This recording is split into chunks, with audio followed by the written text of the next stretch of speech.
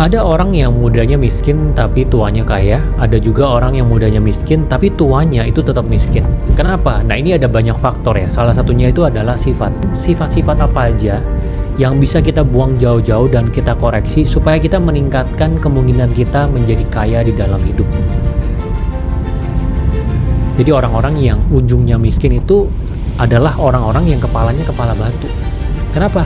Dia nggak mau mendengarkan opini dari orang lain. Dia nggak mau berubah. Dia menjalankan apapun dengan caranya dia, dan dia bersikeras bahwa dia yang paling pintar.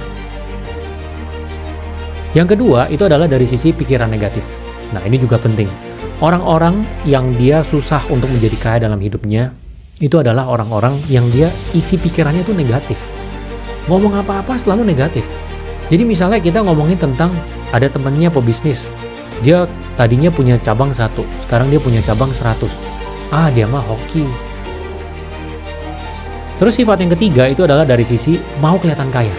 Ya, orang-orang yang dia susah untuk menjadi kaya, itu salah satu faktornya adalah karena dia mau kelihatan kaya. Lalu sifat selanjutnya yang membuat orang itu selalu miskin di dalam hidupnya adalah karena dia maunya instan. Apa-apa maunya instan, dia nggak mengenal yang artinya proses.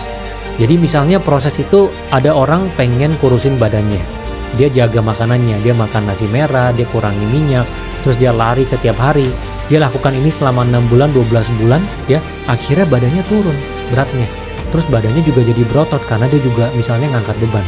Nah, ini adalah proses. Orang-orang yang nggak pernah berproses mencapai sesuatu di dalam hidupnya, biasanya maunya instan. Lalu sifat selanjutnya itu adalah dari sisi hobi menunda. Jadi orang-orang yang susah kaya di dalam hidupnya, dia hobi nunda. Apa-apa ditunda. Ya, kamu coba refleksiin ke diri kamu. Mungkin kamu juga kayak gini. Banyak orang yang seperti ini. Saya bukannya bilang bahwa malas itu adalah sesuatu yang sifatnya hanya dimiliki oleh orang miskin. Semua orang punya sifat malas. Orang kaya juga punya sifat malas. Tapi mereka bisa lawan sifat malas itu. Kamu harus bisa lawan sifat malas itu. Jangan menunda. Jadilah orang yang proaktif mengejar, ya, bukan menunggu bola itu datang ke diri kita. Oke, jadi tadi itu adalah sifat-sifat yang menurut saya bisa dikoreksi untuk kita meningkatkan kemungkinan kita menjadi kaya dalam hidup.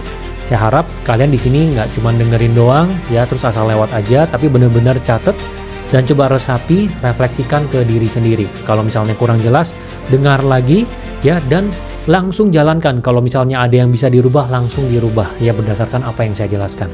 Semoga berguna ya.